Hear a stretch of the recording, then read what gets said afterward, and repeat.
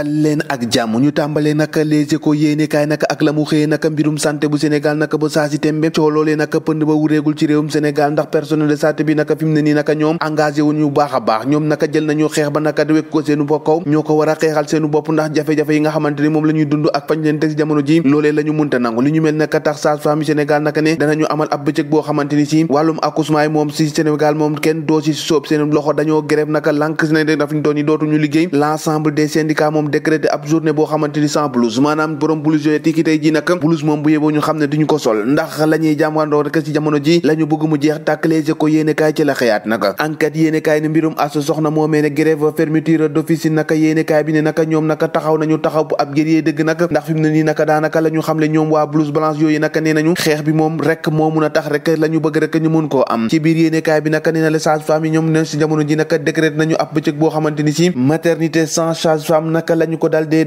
la ñu dal dee décrété ni ki alxamis tey ji SAEMS moom dal dee décrété naka ab grève générale boo xamante ni si journée sans blouse la ko dal dee fësal naka interne ak ancien interne yu hôpitaux yi naka ñoom ñoo ngi invité seeni collègues rek ñu observer boobu les services ñu dal dee observer ab service minimum maanaam rek ñu def li nga xamante ni mënta ñàkk su ko defee naka li des nag ñu mun a banque ci yoxo jàkkaarloo nguurug Sénégal mi nga xamante ni Macky Sall moo ko jiite Macky Sall naka ci biir yéenekaay boobee naka la muy sàkku rek moo de ab rapport exhaustif boo xamante ni moo jëm ab situation globale boo xamante ni moo jëm ci kër docteur yooyu naka Diouf Sarr la koy laaj Diouf Sarr moomee mooy ministère de la santé waaw na mbir mi tàmbalee leer rek bés bi le jour ca la dikkaat naka nekk jour tey jii naka grève générale boo xamante ni si 24 heures di benn bésub lëmb naka journée sans blouse maanaam borom blouse yooyu naka dañuy wekki seeni blouse ya teg ko ne naka banque seeni loxo ne naka duñu liggéey gannaaw jafe-jafe yi nga xamante ni moom la ñuy jàngoonte ànd ak waa ànd gësëm ñoom naka dëkk gësëm naka seen juróomeelu plan d'action ubbil yéenekaay bi di bés bi le jour nee na travailleurs de la santé ñoom si jamono ji décrété nañu journée sans blouse ëpp naa def ñu ne déete waaye ñu faree naka ci maternité bi di ay réewlekat naka sage-femme naka si jamono jooje moom ñoom ñëpp naka nee nañu naka journée sans sage-femme naka la ñu ko duppee mbir mi naka tàmbalee tàggatémbe naka ci daanaka ci réewum Sénégal ci waa kër docteur yi waaye nañ ko waxtaanee waay le quotidien yéenekaay jógee ci loolee naka wax ci leneen bu teg moo di saaga yeeg xas santé ka tamante dëmm yi nga xamante ni si moom la ñu gis ci réseaux sociaux yi si jamono ji ci réewum Sénégal naka loolee tax nag yéenekaay bi ne le Sénégal naka daanaka bu doon géej naka lab na bu baax a baax ci géejub internet ndax ci jamono ji moom daanaka naka lépp fa lañ koy defee ci lu ñeel wàllum ñaawteef Adama Sow di directeur commission des données personnelles naka la mu xamle moo di il faut ñu am ab nee na il faut ñu am ab front citoyen boo xamante ni si dañuy wax stop waaw dina ci baax nag docteur Abdou Khadir Sanogo di ab sociologue nee na ab intellectuel maanaam koo xamante ni si dafay mbubbee intellectuel courage am moo waroon a nekk rek mu permettre ci ñi nga xamante ni si dañuy tentative d'intimidation waaye itam fexe rek ba am pouvoir partager point de vue am waaye naka loolee naka daanaka moo tagga témbe ci réewum